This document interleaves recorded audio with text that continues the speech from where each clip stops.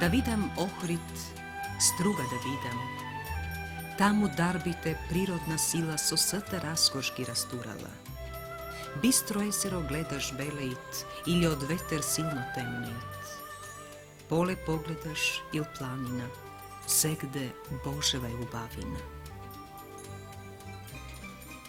Poetot ispel stihovi. Umetnik od slikar večno gi prenesol ovi ubavini na svojte tvorbi. Patopisecot zabeležal trajni spomeni. Rezbarot gi vdlabil čuvstvata vo blagorodno drvo što raste vo ova pitomija. To imaše sila da ne privleče, me privleče, veke me pobedi i zato so časovi, so denovi i so noći ne možev da se odvojam od bregotno Ohridsko jezero. Pišuva Branislav Nušić vo 1894. godina. Kliment i Naum ovde našle mir, za da go vozdignat slovenski od duh. Graditelite ovde so vekovi gradele epohalni gradbi. Zografite gi napravile najubavite freski ikoni. Samoil ovde je izgradio svojata prestolnina. Darežljivata priroda bezgranično go daruvala ovoj kraji so retko videna ubavina, što fascinira, vozbuduva i smiruva, opojno privlekuva, raznežnuva, relaksira. Nezaboraven je vpečatok od što se dobiva pri prvate sredba s Ohridsko jezero. Pišuva eminentni od biolog Siniša Stanković vo monografijata za jezeroto. Čovek bi rekao deka pred sebe ima jedno parče more odtrgnuto od okeanot i frljeno među nedostatnite planini što ga obkružuvat od site strani. Na jezeroto na vistina mu odgovara imeto Makedonsko slatkovodno more i ne samo potoplata sina boje što je pointenzivna od nebesnoto sinelo. To ostava vpečatok na more i po svojeta golemina, zašto pokriva prostor od blizu 350 kvadratni kilometri i se protega vodolžina od nad 30 kilometri. Ohridsko jezero spagjavo redot na golemite evropske jezere kako što se Ženevskoto, Bodenskoto, Garda i Mađore, a na jug od Evropa to je sekako jedno od najgolemite istovremeno i najdlaboko, zašto dlabočina tamo dostignuva do blizu 300 metri. To je najprocirno jezero vo Evropa. Negovata neobično čista voda, podhranuvana su rečisi samo bistra izvorska voda, sodrži mnogo malku suspendirani delčinja vo sebe. Jezero to je smesteno vo kotlina na nadmorska visočina od 695 metri i od te strani, a osobeno dolž zapadni od i istočni od breg, se izdigad visokite planini, Galičica, Jablanica i Mokra planina, čiji najvisoki vrvovi nadvišuvat 2000 metri nadmorska visočina. Ohridsko jezero, kako što je poznato, predstavuva jedan od najinteresnite objekti od ovoj vitvu celi od svet. Negovata sovremena naselba predstavuva vistinski živ muzej. Negovite žiteli se živi fosili koji se su čuvale neizmeneti od tercijarnuto vreme. Kako takvo, ova jezero so svojte živ svet predstavuva jedna od poslednite izminati etape vo evolucijata na organizmite na ovoj del od jezeroto.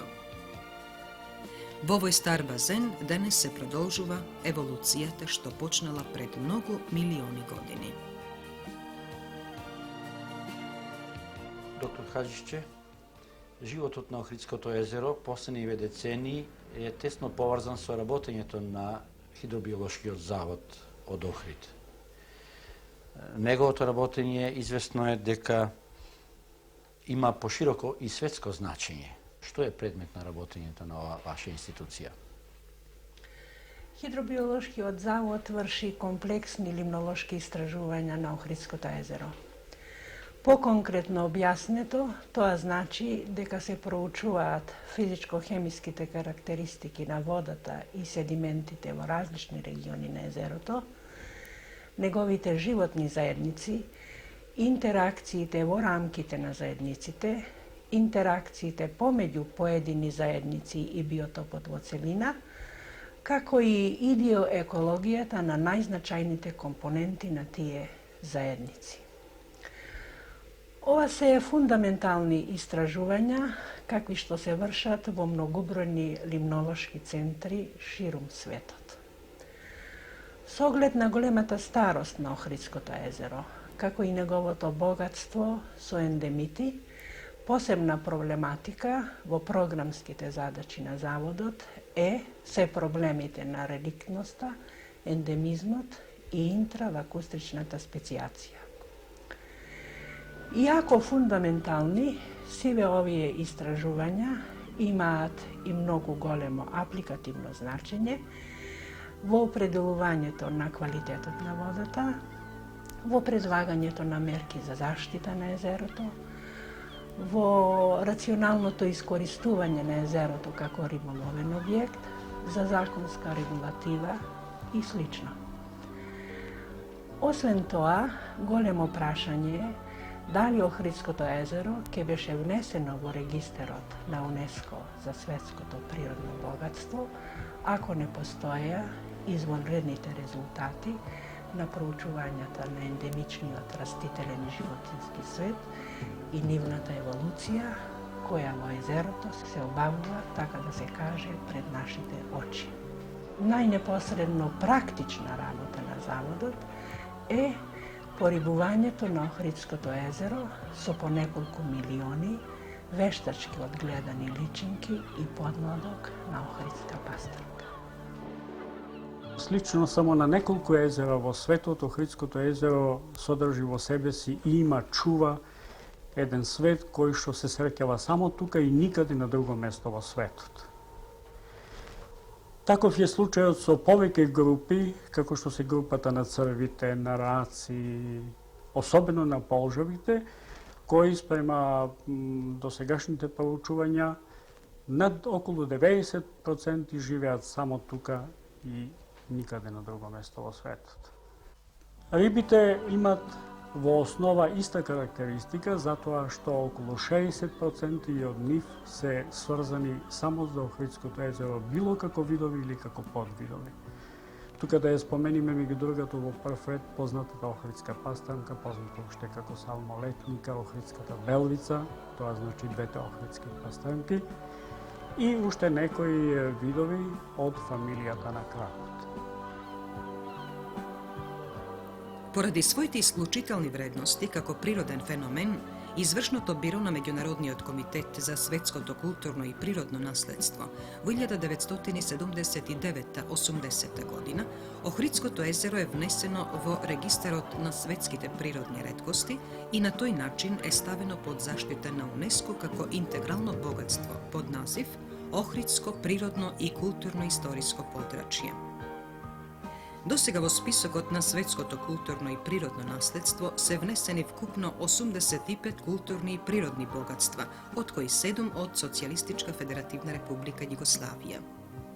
Со внесувањето на ова богатство во списокот на светското наследство, вредностите на подрачјето добија пошироко значење.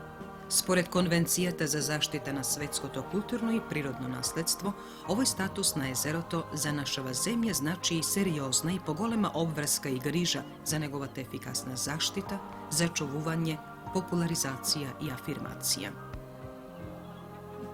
Неопходноста од заштита на ова подрачје е дотолку поголема што Конвенцијата предвидува бришање на ова наше богатство од списокот доколку неговите вредности се деградираат поради непреземање соодветни мерки за заштита.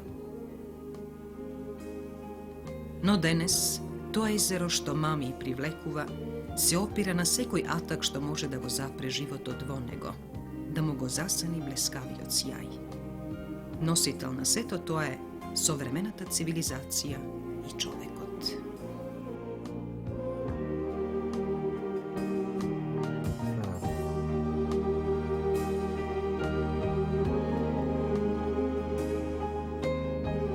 Раđiće, како гледате вие на појавите на деградација, на загадување на Охридското езеро? Како е вашето мислење како институција? Мислам дека загадувањето е многу комплексен феномен и сигурно за него можат да зборуваат од урбанисти до социолози и општествено-политички работници. Мислам како биолог, непосредно вработен во Хидробиолошкиот завод, е потребно да истакнам барем две значајни компоненти кои треба да се имат во вид кога зборуваме за загадувањето. Првата е дека толкувањето на зачувувањето на овој реликтен свет во Охридското езеро и неговото натамошно обстојување како таков или еволуирање во други форми, се толкува со константноста на условите на биотопот каде што тие организми живеат. Само по себе се разбира дека ако настанат промени на тој биотоп, константноста на условите се менува. И ние некои катастрофални последици не би можеле да очекуваме во релативно краток временски период.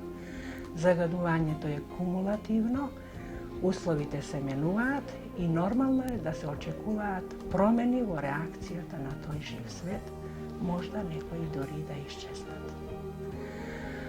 Освен тоа, една друга карактеристика на Охридското езеро е многу значајна кога се зборува за загадувањето и кога треба да се инсистира што побрзо да се преземат мерки за неговото, ако не целосно елиминирање, но елиминирање до најмногу можна мерка. Таа карактеристика на Охридското езеро е во следното. Наспроти на други поплитки езера, кои се мешаат целосно, барем 2 пати во текот на годината, на пролет и на есен, целокупната водена маса на Охридското езеро се меша целосно еднаш во интервал од 7 до 8 години. А тоа значи, она загадување кое постојано се врши на езерото,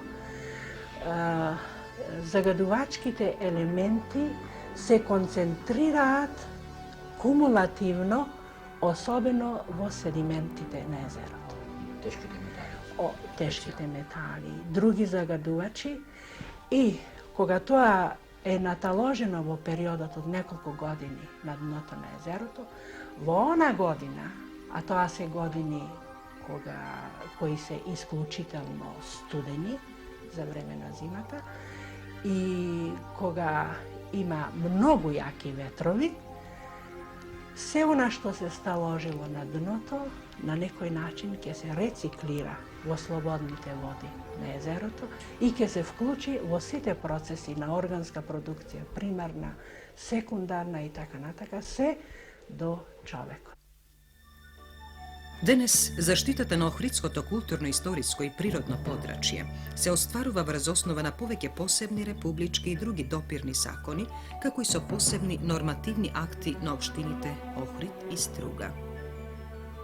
Меѓутоа и покрај позитивниот однос на општествената заедница кон заштитата на овие вредности, сепак во практиката заштитата се уште не се остварува на задоволително ниво, како во поглед на доследното почитување на законските и другите прописи, така и во поглед на ефикасното, организирано и благовремено дејствување на одговорните и надлежни органи и организации.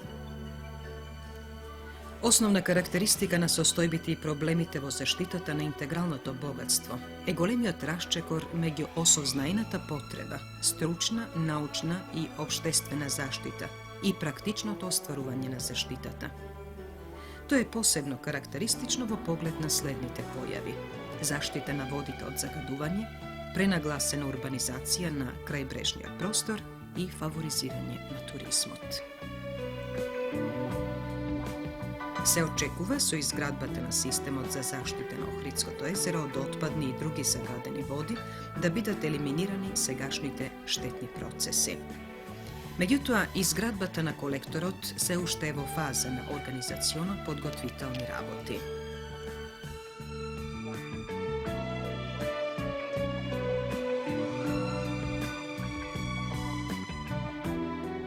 Заров, урбанистичките заводи на Охрид и Струга се проектанти на делниците на колекторот што минува низ Охрид и Струга. Кои се предностите на делницата што минува низ градската зона на Охрид, споредувана со она што е нуди основното решение за изградба на колекторот?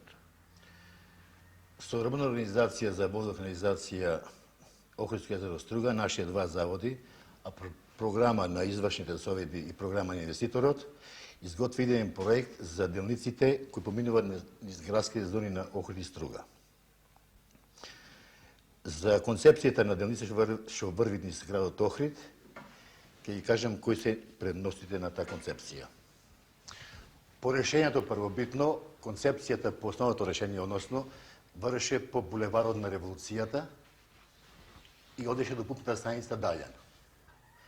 За разлика од ова концепција, ние формирахме концепција каде колекторот го водиме по линијата на брегот, односно од каналот Студенчиша, од крајот на канал Студенчиша, го водиме по брегот до пристаниште, од пристаниште го водиме до Канео, од Канео со два тунели го водиме до Лабино, од Лабино до Грашница и по западниот дел на брегот на Охридско езеро го водиме до истата пумпна станица.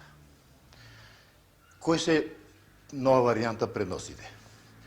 Прва варијанта ги почитуваат топографијата и конфигурацијата на теренот, односно сите природни токови на канализацијата ги водит по природен пат и користит постоечната мрежа канализационна на град Охрид и ги собират во еден канал кој е на најниско ниво од градот.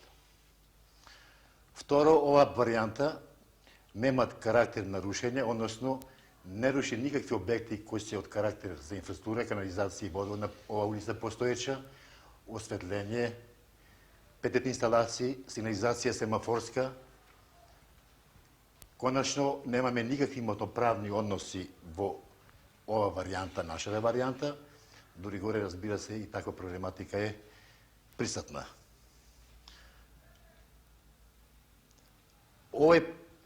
Ова концепција нуди и пооптимални решенија во експлоатација на системот. То претворено во електроенергија, нашата варијанта нуди пооптимални решенија во користењето на енергијата, која не е беззначајна во експлоатација на системот. Ова варијанта практички дава и можност за една надградба на тоа на техниката на колекторот, една надградба дават со тоа што има шанса да се овој сиов брег интегрират западниот брег на езерото наше Охридско, Грашница плажата, со пристаништево, преку Канео разбира се, со Трсија, а понатак и до Горица, да се интегрират во една пешачка комуникација, кои имат извонредни туристички могуćности и практички првпат Охрид ќе контактира со езерото. Бидејќи сегашно во положение на нашиот брег е во една социјална средина состојба многу тешка. И ова пешка комуникација практички перспективно ќе тангират исто таа плажата која е толку нужна за нашиот брег, бидејќи Охрид имат скоро 10.000 приватни лежаи во свој град, кои денеска практички немет плажа. Тоа е, викам, надградба, тоа е секундарно прашање. Првото прашање беше колекторот, да се тој технички вид по оптималната варијанта, а наша варијанта покажуваат да таа и во финансиски смисел е поевтина од другата варијанта, и во експлоатација поевтина, а и во овој случај дава шанса за ваква надградба која ќе биде, разбира се, од собранието наше поддржана, бидејќи програмата беше и во собранието концепирана за ова линија на колекторот, и кој дава шанса да во перспектива Охридци надградуваат и својата урбанистичко-архитектонска концепција на овој сиов брег, формирајќи елементи и на плажа, и на марини, и на пристаништа, и на комуникација пеше која е многу нужна, поготово како знаеме да овде во брегот на Канео, на Стараишна Јано, има многу анонимни канали и канализациони кои сега со овој случај сите ќе се елиминираат и во заеднички колектор ќе се евакуираат према отпадните води во Враништа. Пречистувачките станици не гарантираат секогаш чиста вода. Со нив не се обезбедува хемиски чистата вода, туку само бактериолошка, а најчесто тие и не функционираат, поради што постои епидемиолошки несигурна состојба на водите на одделни пунктови. Меѓу позагрозените региони се селото Пештани, градската плажа во Охрид и пристанишниот дел, како и селото Радожда и поголемите угостителско-туристички комплекси. Во некои од овие сектори се регистрирани 155.000 бактерии во 1 милилитар вода. Во овие загрозени подрачја постојано е присуството на поголемо количество нитрат и амонијак, што укажува на непожелната појава на фекално загадување. Републичкиот хидрометеоролошки завод врши редовно контрола на водите на Охридското езеро. На колку мерни пункта ваквите контроли ги правите? Со Законот за водите, Републичкиот хидрометеоролошки завод е должен да преку своја програма за систематско следење на загаденоста на водите врши контрола на поголемите водотоци, природни езера и вештачки акумулациони езера. Од природните езера опфатени се Дојранското, Преспанското и Охридското езеро. На Охридското езеро контролата на квалитетот на водата се врши на 5 мерни места и на реката Црни Дрим како 6 мерно место. Колку пати во текот на годината, како имате некој програм? Според програмата, контролата на квалитетот се врши 6 пати во текот на годината, при што се опфатени испитувања во пролет, лето, есен и зима. На кои површини по хоризонтала, по вертикала, дали вршите во тек дош езерото или само на овие неколку мерни пункта? Според спомнатата програма, заводот е должен да врши контрола на квалитетот на водата на приобалниот појас, тоа значи на растојание некаде од 50 до 100 метара од обалата, односно оној појас кој што е поважен повеќе за туристите и тоа на 0,50 сантима од површината на езерото. Што покажуваат вашите анализи? Од физичко-хемиските, токсиколошките, микробиолошките и радиолошките испитувања кои што се вршат од 1976 година може да се констатира дека на одредени мерни места на езерото имаме зголемено органско загадување, додека пак токсиколошки и останати загадувања се многу слаби. Дали е тоа реална слика на квалитетот на водите на Охридското езеро, ако вие земате само на овие неколку мерни пункта вода? Во секој случај дека тоа не е оцена за квалитетот на водата на целокупното езеро. Постојат и посебни програми кои што се занимаваат други работни организации, институти, каде што се вршат испитувања на езерото по неговата должина и подлабочина, односно направен е комплетен пресек на езерото и вршени се испитувања на површинската зона и онда подлабини. Во секој случај вакви детални испитувања ќе дадат комплетна слика за состојбата на квалитетот на езерото.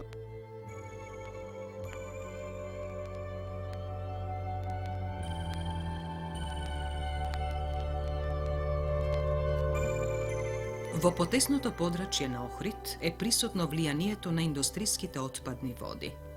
Регистрирано е присуство на хромни и други киселини, цијаниди, хидроксиди, бакарни отпадоци и друго, што влијае токсично на живиот свет во езерото.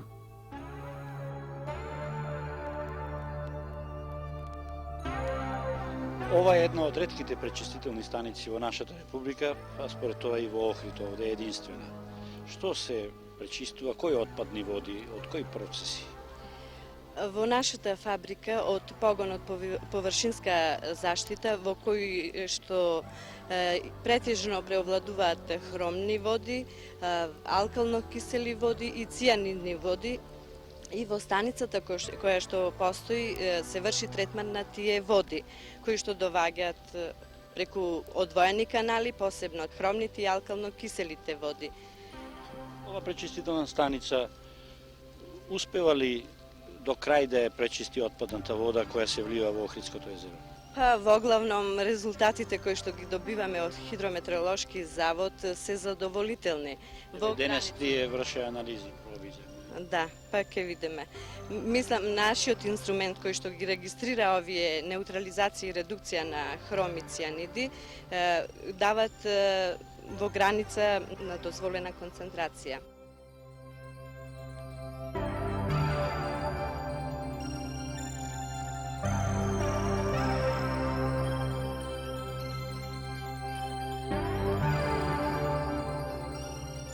Не помалку значајно за загадувањето на водите на езерото е влијанието на хемиските средства што се користат за хигиена, големото количество детергенти што се влева во езерото како отпадна вода, како и вештачките минерални ѓубрива и средствата за заштита на растенијата, пестициди, хербициди.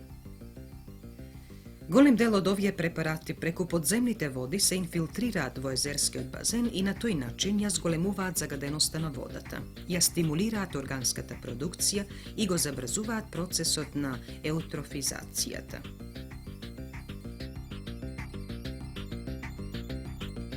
Загадувањето, како што е познато, е феномен што се одразува на се, значи би можело да се очекува да се одрази на целото езеро во целина, и како базен, и како живеалиште, и на неговиот жив свет.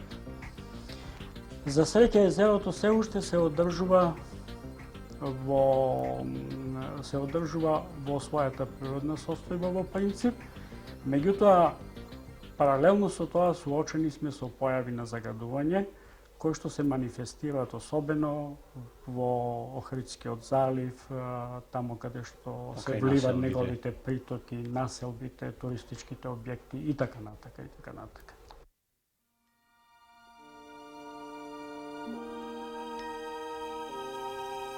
Известните квалитетни промени на водите од Охридското езеро без друго имаат влијание и врз уловот на рибниот фонд. Како вие, како организација која се занимавате со стопанисување на езерото, ги чувствувате ваквите промени? Одма да кажам дека реперкусиите на рибниот фонд како резултат на загадувањето на приобалниот дел се многу катастрофални. Одма да кажам дека во овој реон околу пристаништето во Охрид, до каналот Студенчишта и до црквата Свети Јован се ловело околу 120 тона риба во миналите години. Додека во последниве години ловиме 5 до 6 тона риба. Тоа секако има големо влијание, таа загаденост на водата. Меѓутоа, за жал, и понатаму продолжува загадувањето. Ние во миналите години и во Пештани ловевме околу 40 до 50 тона од ова квалитетна ситна риба плашицата, грунецот и другите видови на риби. Меѓутоа, во последниве години не ловиме ни килограм и во селото Пештани.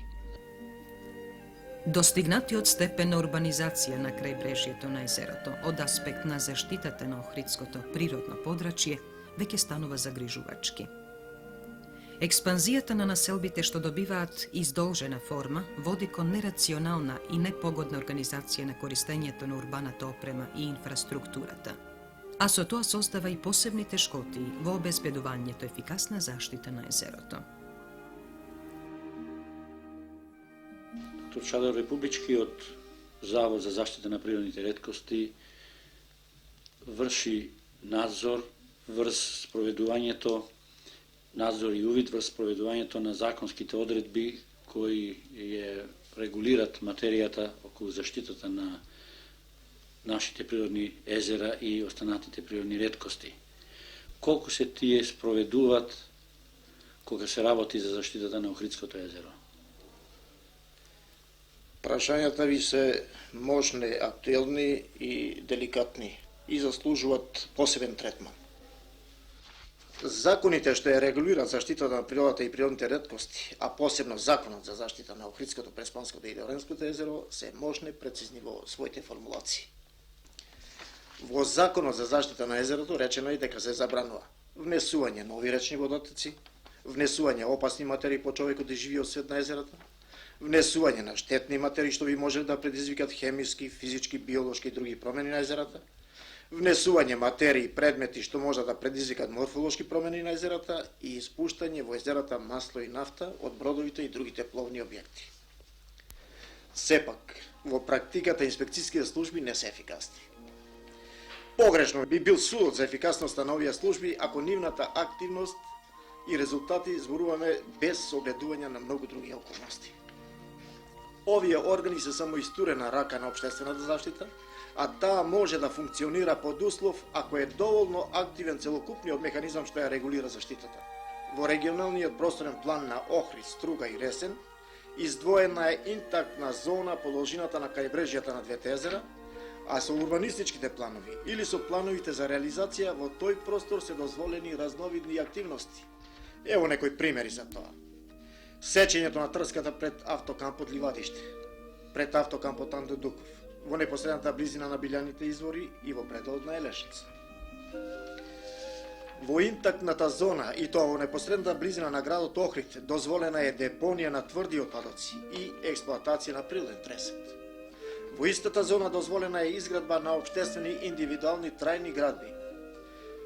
Основната организација на Здружен труд Стружанка од Струга планира градба на енергана. Повеќето индустријски објекти испуштаат полупречистени или непречистени отпадни води, дури и фекалните води на градот Охрид се испуштаат непречистени во езерото.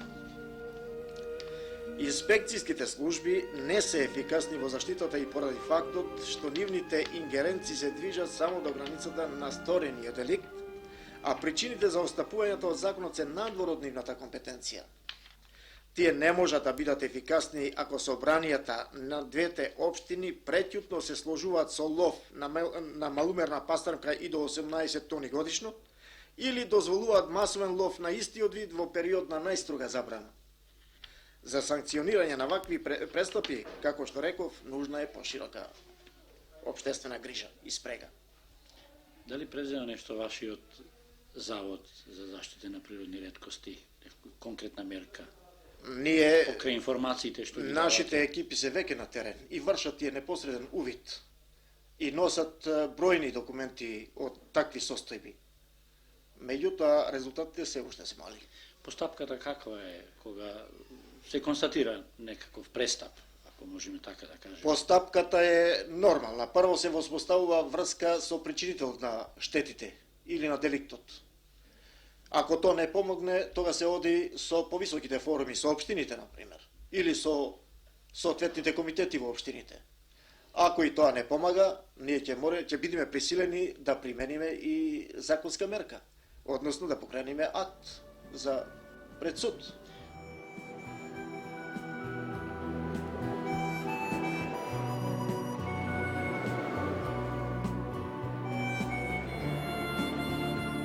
Состојбата во поглед на сегашниот степен на организираност и координација на стручните организации што вршат заштита на Охридското културно-историско и природно подрачје упатува на неодложна потреба да се реши прашањето на координација на дејствувањето на надлежните органи на управата со стручните организации за заштита.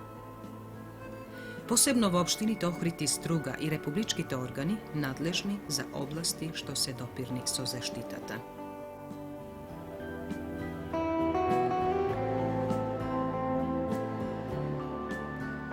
Што треба да се стори за да се прихвати и да почне да се реализира веќе градбата на колекторот? Ово принцип решение беше усвоено од стручната комисија на инвеститорот со некои забелешки и се најдеме главниот проектот ќе каже точната вистина за вредноста, финансиската вредност на објектот и за сите овие компаративни предности што ги казах порано во однос на првата варијанта која беше концепирана со носењето на колектор преку лицата туристички. Процесот на загадувањето на водите од Охридското езеро перманентно тече. Кога можеме реално да очекуваме градба на колектор?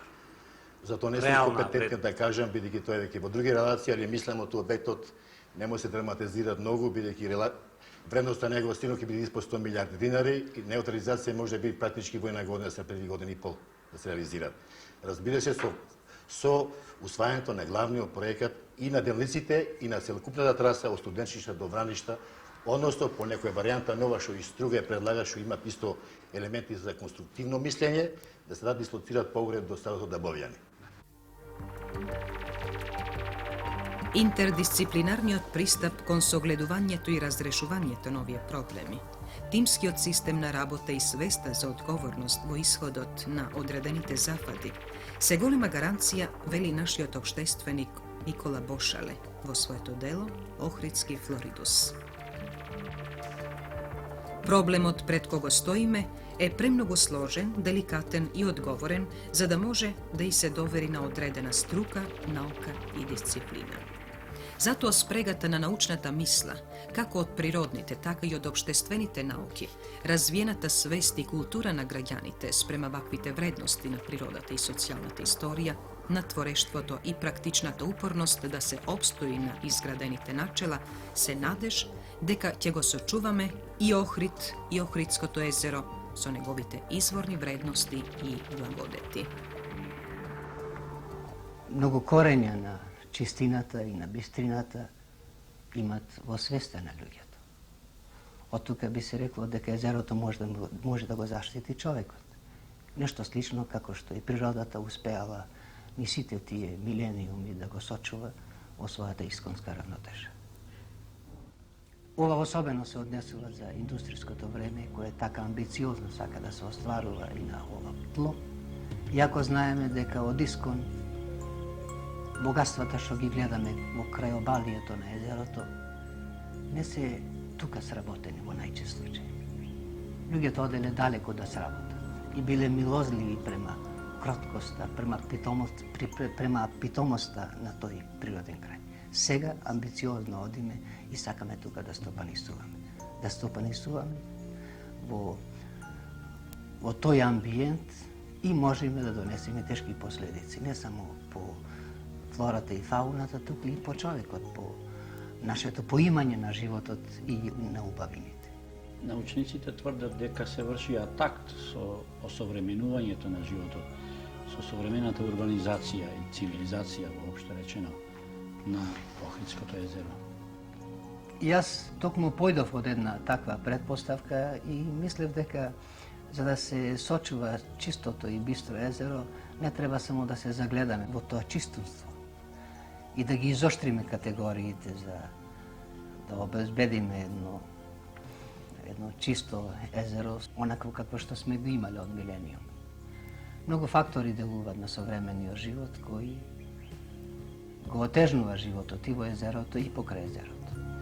И на таа основа јас повеќе години се ги изучува факторите што делуваат и тоа ме доведе до едно вакво комплексно сознание во врска со Охридското езеро, да го гледам како мноштво на фактори кои делуваат и на езерото.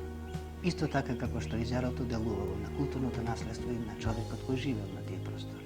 Кога се следи низ историјата, обично се вели дека езерото го сочува планинскиот венец што го обкружува. Тие високи планини што го обкружувале од сите страни не дозволиле северните струи да го смрзнат тој простор и живите битија во тие води. Исто така како што не дозволиле и јужните топли струи да го исушат, да го спржнат. Од тука заклучок дека ако сакаме да го сочуваме езерото, треба да сочуваме на некој начин благодетите и на тој планински венец, за да може питомо да делува на езерото. А за езерото да може да ги сочуваат тие исконски своји квалитети. Видите, сите најглавни споменици на културата се наредиле како венец околу езерото. Тука се старохришćанските базилики. Во исти таков ред се поредиле и спомениците на културата од средновековието. Сите цркви, најубавите зданија се токму покрај тој наредени по тој венец околу езерото. Зборот е дека културното наследство секогаш било во корелација со природната убавина. Дури и аскетите морале на некој начин да се наместат према убавината на природата, за да можат своето аскетство да го доживеат и да го продолжат на некој начин. А како гледате на денешниот современик? Нешто слично чинат и современите дворци на туризмот и тие исто така се нареди околу езерото како венец, како и спомениците на културата од минатото.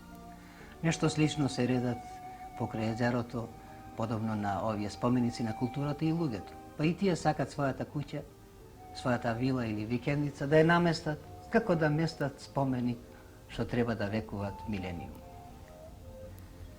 Во секој случај сите сме свртени кон убавината на езерото и сакаме да имаме колку може поблиску.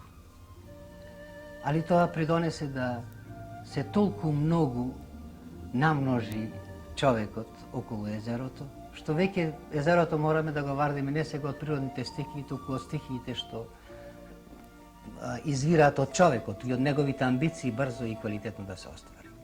Тоа ни овозможува и благодетите да ги користиме, али парадоксално е што и тука сакаме да се ослободиме од се она што ни е одвишно. А современата цивилизација и култура многу опаковки имат. Сите тие опаковки ги фрламе во езерото. многу изфрламе нешта што треба да протечат во езерските води. И мислиме дека тоа е кадро и сета наша рѓа да ја очисти. Сигурно има и доста природно што во човекот звери, па сакаме заедно со калта и тоа да го испразниме на езерото. Во секој случај тоа токму е загрозува таа природна околина. Корењата на чистината сигурно она што велиме има се длабоки и влезе во човек. Да го заситиме езерото, тоа значи да изградиме еден човек кој ќе има свесен однос према тие природни убавини и према тоа културно наследство.